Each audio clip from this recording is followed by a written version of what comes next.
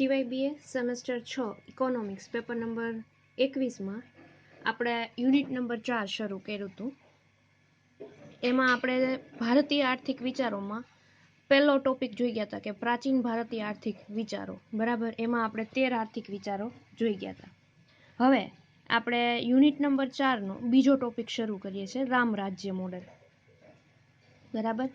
હવે આ રામ રાજ્ય મોડેલ વિશે વાત કરીએ ને તો પહેલાં તો આપણે એવું કહેવું હોય તો કહી શકાય કે આર્થિક વિચારો છે, બરાબર, એ પહેલેથી એટલે કે જ્યારથી સદીની શરૂઆત થઈ ત્યારથી આર્થિક વિકાસ માટેના કંઈક ને કંઈક અર્થશાસ્ત્રીઓએ વિચારો આપેલા હશે, બરાબર.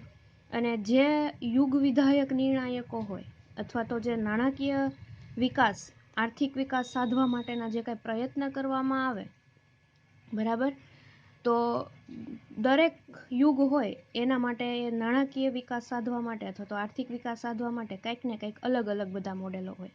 હવે આપણે વાત કરવાની છે રામ રાજ્ય મોડેલ વિશે.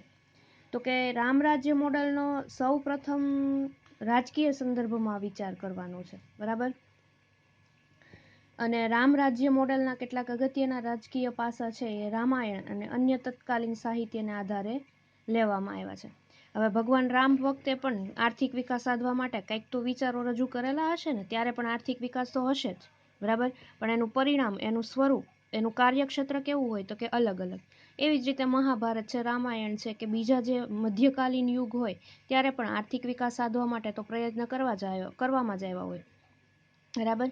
અને આર્થિક વિકાસ સાધવા માટે કંઈક ને કંઈક મોડેલો અથવા તો યોજનાઓ જે કાંઈ રજૂ કરવામાં આવી હોય એ રામ રાજ્ય મોડેલમાં આપણે જોઈએ. હવે એમાં આપણે જોઈએ રામ રાજ્ય મોડેલના રાજકીય પાસા. રાજ્યનો સ્વામી, એમાં આપણે પાસા જોઈએ ને, એમાં આપણે એક પછી એક જોતા જઈએ કે રાજ્યનો સ્વામી રાજા હતો અને રાજાશાહી હતી એ વંશ પરંપરાગત હતી, બરાબર. અને આ રાજાશાહી છે એ કેવી રાજાશાહી હતી તો કે પરોપકારયુક્ત રાજાશાહી હતી અને એના પરિણામે રાજા છે હંમેશા પ્રજાની સુખાકારી, પ્રજા કલ્યાણ માટે સતતપણે ધ્યાન આપતો હતો, બરાબર. રાજા હતો, રાજાશાહી હતી, બરાબર. અને રાજા હતો કેવો હતો તો કે પરોપકારયુક્ત રાજાશાહી હતો અને રાજા હંમેશા પ્રજાની સુખાકારી માટે અને પ્રજાના કલ્યાણ માટે જ કામ કરતો હતો અને સતત ધ્યાન આપતો હતો.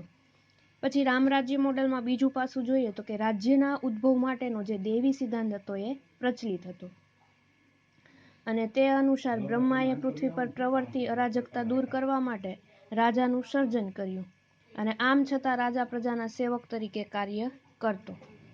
પ્રજા કરવેરાના રૂપમાં રાજાને તેના કાર્ય બદલ વેતન આપતી, બરાબર. રાજા છે એ પ્રજાના સેવક તરીકે કાર્ય કરતો અને પ્રજાના જે કરવેરાના રૂપમાં રાજાને તેના કાર્ય બદલ વેતન આપતો. એના પછી ત્રીજા પાસામાં જોઈએ તો કે રાજાને શાસન કાર્યમાં મદદ કરવા માટે મંત્રી પરિષદ હતી અને મંત્રી પરિષદમાં નિયુક્ત કરવામાં આવેલા મંત્રીઓને તેમની વિદ્યા અને જ્ઞાન અનુસાર રાજ્યના જુદા જુદા ખાતા સોંપવામાં આવતા અને રાજ્યના આ ખાતાઓમાં ગૃહ ખાતું, નાણાં ખાતું, લશ્કર સંબંધી ખાતું, ન્યાય ખાતું વગેરે અગત્યના ખાતા ગણવામાં આવતા. એના પછીના પાસામાં જોવા જઈએ તો કે રાજા છે એ પ્રવર્તમાન કાયદાને આધીન રહીને શાસનતંત્ર હતો એ ચલાવતો હતો અને રાજા કાયદાથી પર નહોતો અને રાજ્યમાં ઉચ્ચ નૈતિક ધોરણો જળવાય તે માટે રાજા છે એ સતત પ્રયત્નશીલ રહેતો. એના પછીના પાસામાં એવું કહેવામાં આવે છે કે પરરાષ્ટ્રો સાથે રાજા છે એ સારા સંબંધો રાખવા પ્રયાસ કરતો અને આમ છતાં જરૂર પડે તો અન્ય રાજ્યો કે અન્ય રાષ્ટ્રો સાથે તે યુદ્ધ પણ જાહેર કરતો. ટૂંકમાં એવું કહી શકાય કે રામ રાજ્ય મોડેલમાં જો કોઈ સર્વસ્વ હોય તો એ રાજા હતો. છઠ્ઠું પાસું જોવા જઈએ તો કે રાજ્ય શાસનમાં ધાર્મિક વિધિઓ અને હોમ હવનને અગત્યનું સ્થાન આપવામાં આવતું. આમ કરવાથી રાજ્ય પર દેવો પ્રસન્ન થાય છે, રાજ્યમાં ધન ધાન્ય સ્વરૂપે સમૃદ્ધિ આવે છે, પરિણામે રાજા અને પ્રજા બંને સુખી થાય છે એવી પ્રબળ માન્યતા પ્રવર્તી હતી. અને રામ રાજ્ય મોડેલના કેટલાક આર્થિક પાસા છે એ તત્કાલીન સાહિત્યને આધારે લઈ શકાય છે. એ કેવા છે તો એ જોઈએ રામ રાજ્ય મોડેલના આર્થિક પાસા, બરાબર. એમાં ઘણા બધા 10 જેટલા પાસા આપેલા છે. તો જોઈએ રામ રાજ્ય મોડેલના આર્થિક પાસા. હવે રામ રાજ્ય દરમિયાન અર્થવ્યવસ્થા હતી એ કૃષિ પ્રધાન હતી, બરાબર. પ્રજા છે એ મુખ્યત્વે ખેતી અને પશુપાલનના વ્યવસાય કે ધંધા દ્વારા પોતાનું ગુજરાન ચલાવતી. અને બીજા આર્થિક પાસામાં એવું કહી શકાય કે જરૂરિયાત પ્રમાણે રાજ્યમાં વેપાર ધંધાનો વિકાસ થતો. લોકોની જરૂરિયાતો હતી એ ઘણી ઓછી હતી અને લોકો પોતાની ભૌતિક જરૂરિયાતો બને એટલી ઓછી રાખતા. અને મોટા ભાગના લોકો છે એ પોતાના જીવનમાં આધ્યાત્મિક દ્રષ્ટિ કે અભિગમ છે એ અપનાવતા. પરિણામે તેઓ સુખમય અને સંતોષયુક્ત જીવન વિતાવતા હતા. એના પછી ત્રીજું આર્થિક પાસું એવું છે કે વર્તમાન સમયમાં જે રીતે નાણાધારિત અર્થતંત્ર જોવા મળે છે એવું અર્થતંત્ર ત્યારે હતું નહીં. વસ્તુ વિનિમય પ્રથા કે સાટા પદ્ધતિનો આધાર લઈને પ્રજા પોતાનો આર્થિક વ્યવહાર ચલાવતી. અનાજ, ગાયો, કિંમતી દ્રવ્યો વગેરેનો નાણાં તરીકે ઉપયોગ થતો, બરાબર. રામ રાજ્ય મોડેલમાં વસ્તુ વિનિમય પ્રથા અને સાટા પદ્ધતિ હતી કે વ્યક્તિઓને કંઈ જરૂર પડે તો એની પાસેની જે વસ્તુ હોય એ દઈ દે અને એને જે જરૂરિયાતની વસ્તુ હોય એ બીજા પાસેથી લઈ લે. અનાજ, ગાયો અને કિંમતી દ્રવ્યો હતું એનો નાણાં તરીકે ઉપયોગ કરવામાં આવતો. એના પછી ચોથું પાસું જોવા જઈએ તો રાજ્ય સમૃદ્ધ થવું હોય તો રાજકોષને પણ સમૃદ્ધ બનાવવો જોઈએ. કરવેરા, શુલ્ક, દંડ વગેરે દ્વારા રાજ્યમાંથી જે આવક થતી હોય એ રાજકોષમાં જમા થતી. અને રાજકોષ સમૃદ્ધ હોય તો પ્રજા કલ્યાણના અપેક્ષિત કાર્ય થઈ શકે અને તેથી પ્રજા છે એ વધુ સુખી થાય. આમ રાજકોષ છે એ રાજા તથા પ્રજાની સુખાકારી માટેનો મહત્વનો સ્ત્રોત છે એ ગણી શકાય. પછી જમીન મહેસૂલ, વેચાણ વેરો, જળમાર્ગોના ઉપયોગ બદલ કર, ગાયોના ચણિયાણમાંથી મળતો કર, વન સંપત્તિ પરનો કર, ખાણમાંથી પ્રાપ્ત થતા દ્રવ્ય પરનો કર વગેરે પ્રકારના કરવેરા હતા એ પ્રચલિત હતા. અને એના પછી આર્થિક પાસામાં જોવા જઈએ તો કે કરવેરા હતા એ ન્યાયોચિત હતા અને વ્યાજબી હતા. માળી જે રીતે છોડ પરથી ફૂલ લઈ લે અને છતાં છોડને કોઈ પણ પ્રકારની હાનિ ન થાય એ રીતે રાજા પ્રજાને કોઈ પણ જાતનું નુકસાન પહોંચાડ્યા વગર કર વસૂલ કરતો હતો. અને કરવેરાને લીધે પ્રજા દુઃખી ન થાય તેની સાવચેતી રાખવામાં આવતી. એના પછી સાતમો આર્થિક પાસો જોવા જઈએ તો રામ રાજ્ય સમયની જે સંસ્કૃતિ હતી એ ઋષિમુનિઓની સંસ્કૃતિ હતી અને તેમાં સ્વાશ્રય અને શ્રમને સવિશેષ મહત્વમાં આપવામાં આવતું. ઉત્પાદન પદ્ધતિ શ્રમ પ્રધાન હતી, તેમાં શ્રમની જ વધારે જરૂર પડતી.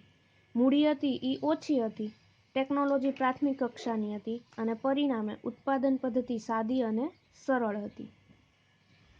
એના પછી આઠમી આપણે આર્થિક પાસું જોવા જઈએ તો એવું કહી શકાય કે સમાજમાં વર્ણાશ્રમ વ્યવસ્થા પ્રચલિત હતી, બરાબર. સમાજમાં 4 વર્ણો હતા: બ્રાહ્મણ, ક્ષત્રિય, વૈશ્ય અને શૂદ્ર.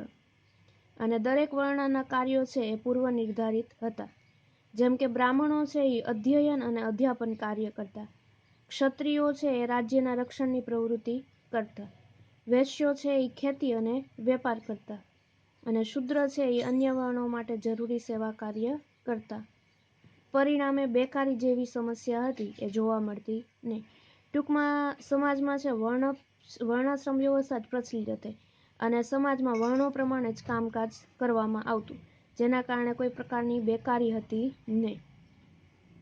એના પછી 9મું આપણે આર્થિક પાસું જોઈએ તો સંપત્તિ કે ધન પ્રાપ્તિનો હેતુ હતો એ ધર્મ, અર્થ, કામ અને મોક્ષ પ્રાપ્તિ માટેનો હતો અને જીવનમાં ભૌતિકતા કરતાં આધ્યાત્મિકતાને વિશેષ મહત્વ આપવામાં આવતું.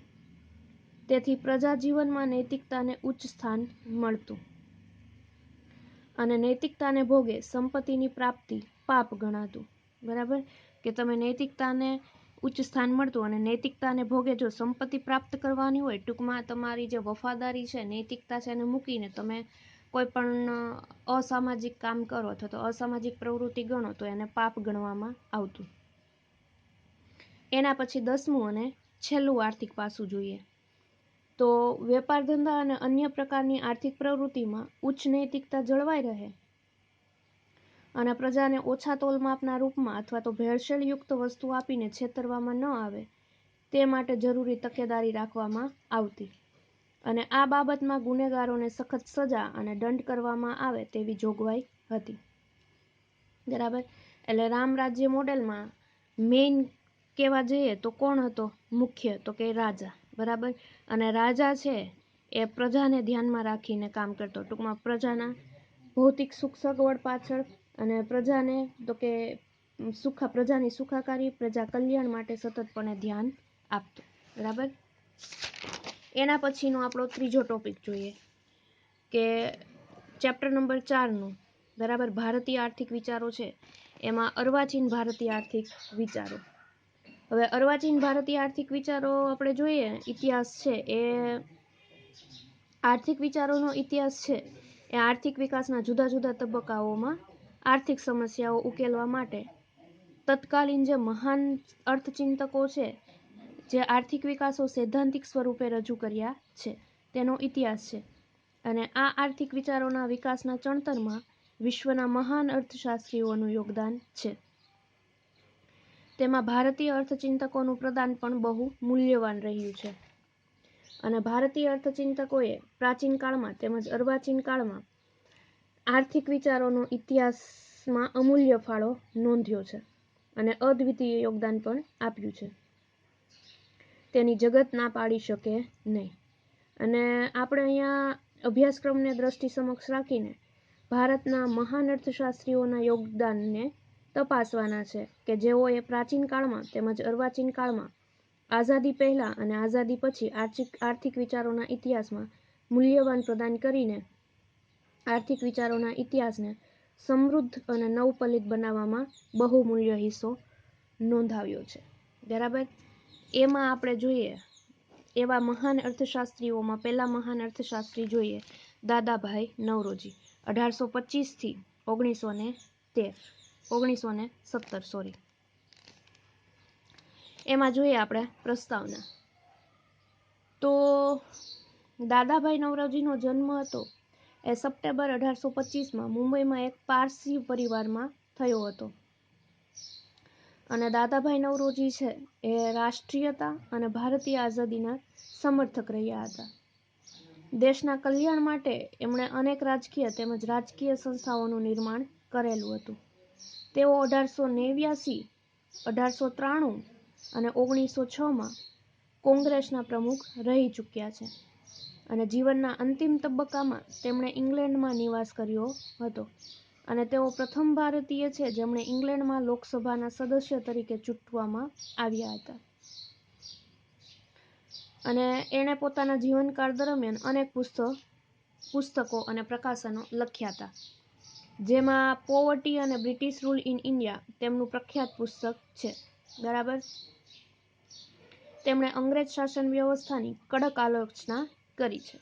હવે જોઈએ દાદાભાઈના આર્થિક વિચારો કે દાદાભાઈ નવરોજીએ કેવા કેવા આર્થિક વિચારો આપેલા છે. એમાં જોવા જઈએ તો દાદાભાઈએ મુખ્યત્વે ભારતની નિર્ધનતા અને તેના ઉકેલ માટે પોતાના વિચારો રજૂ કર્યા છે.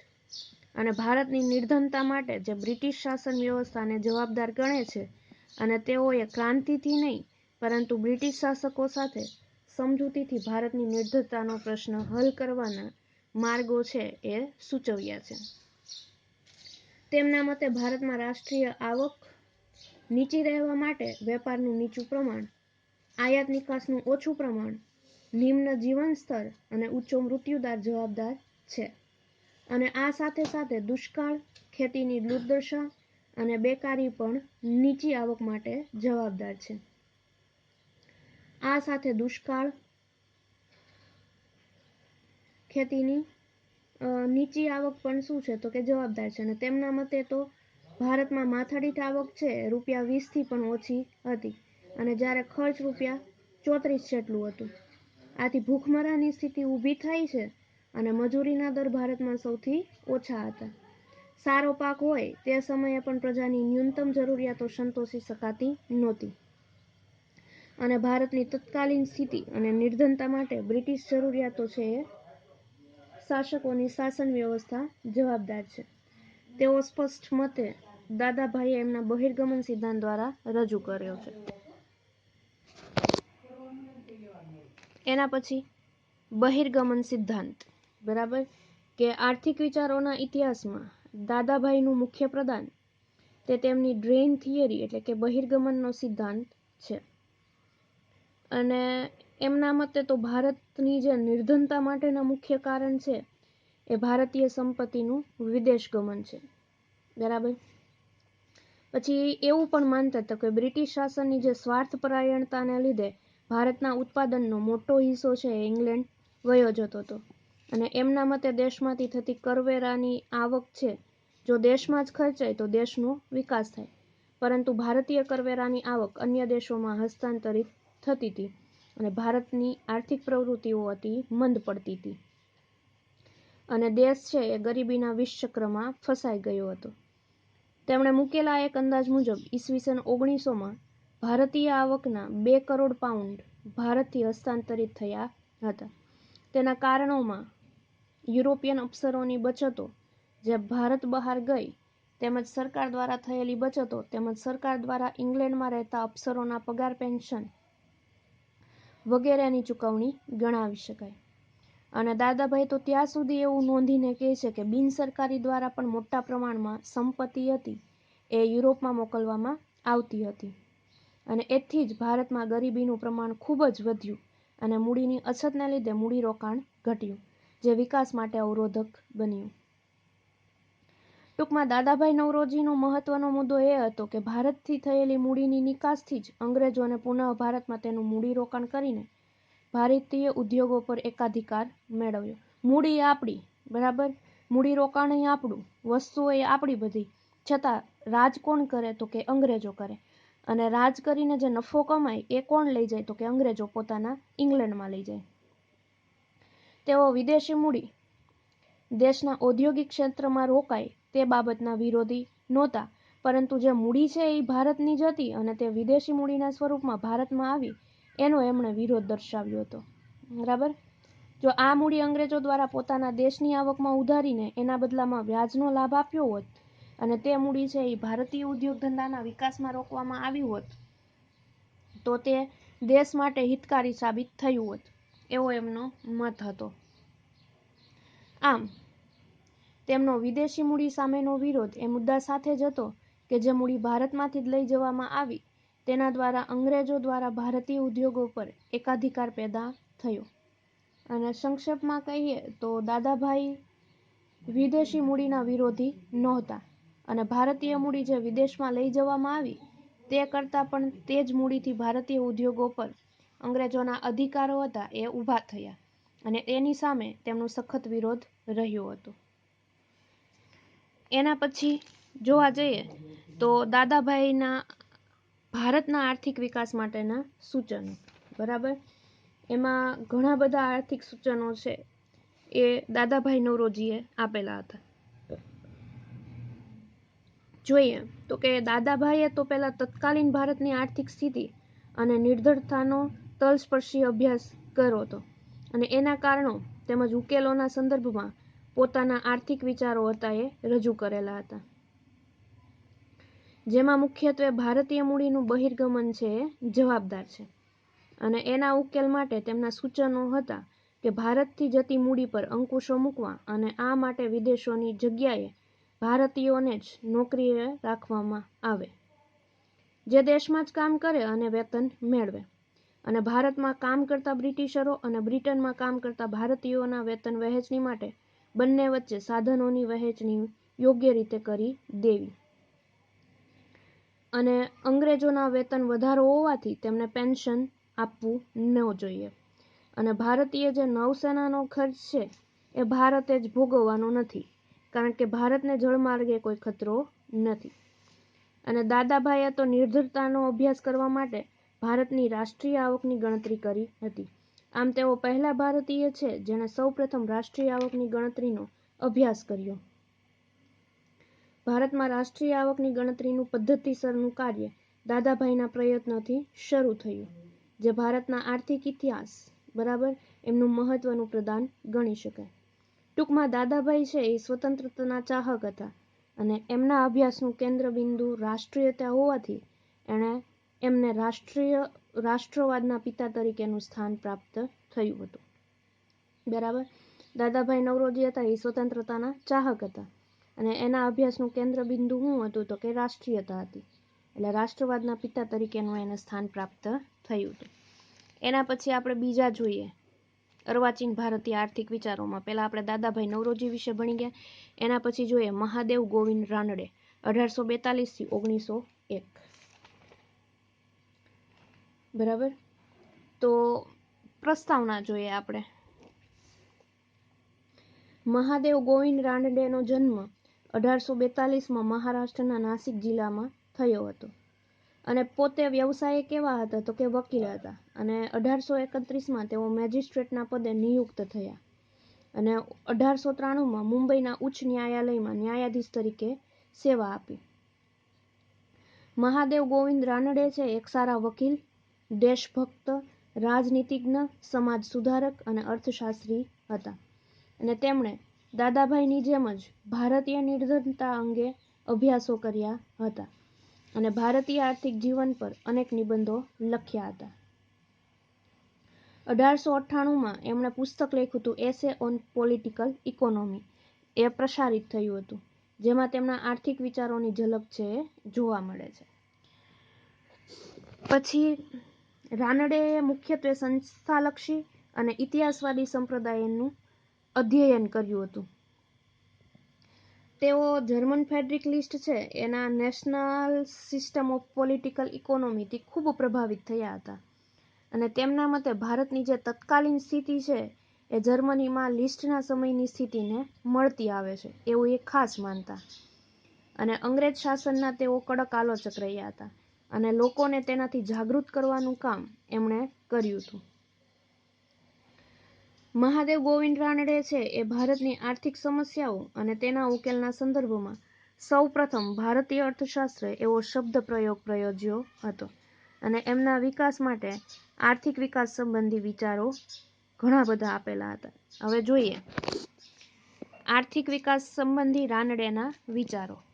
એમાં એણે પહેલો વિચાર આપ્યો હતો કે અર્થશાસ્ત્રની અભ્યાસ પદ્ધતિ અંગે.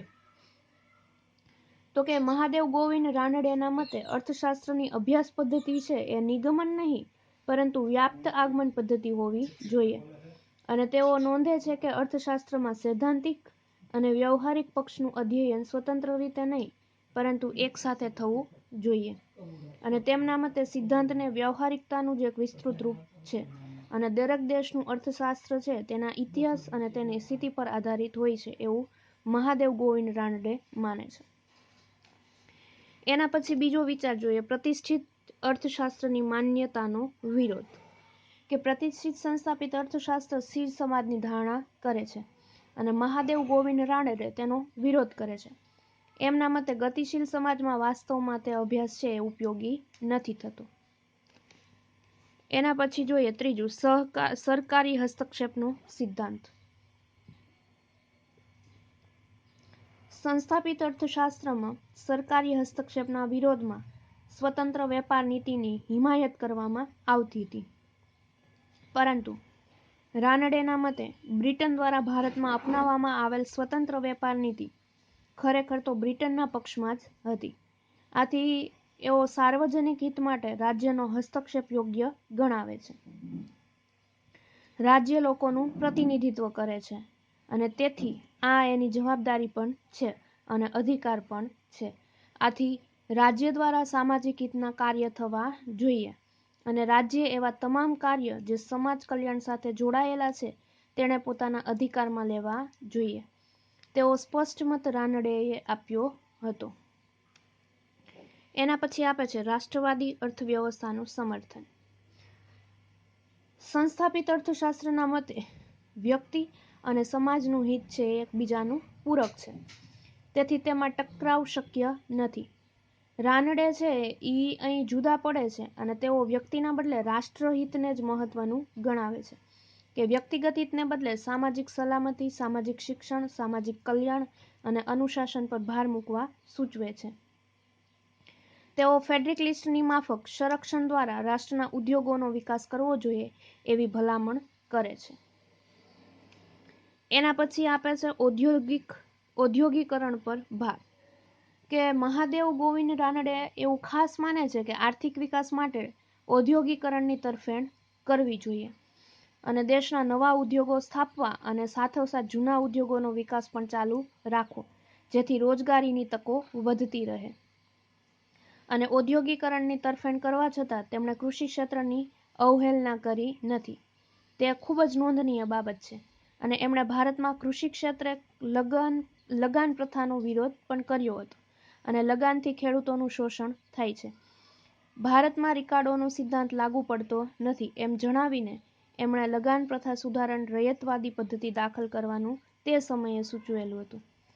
આ સાથે જ તેમણે ભારતમાં શાખ સંસ્થાઓ વધારીને ખેડૂતોની બચતો વધારી અન્ય સંસ્થાકીય ધિરાણ ક્ષેત્ર વિકસાવવાની ભલામણ કરી હતી, જેથી ખેડૂતોને સંસ્થાકીય ધિરાણ મળતું થાય અને ખેડૂતો મહાજનોના શોષણમાંથી મુક્ત થાય. આમ રાનડેએ કૃષિ ક્ષેત્રના મહત્વનો પણ સ્વીકાર કરેલો હતો. એના પછી જનસંખ્યા સંબંધી વિચાર.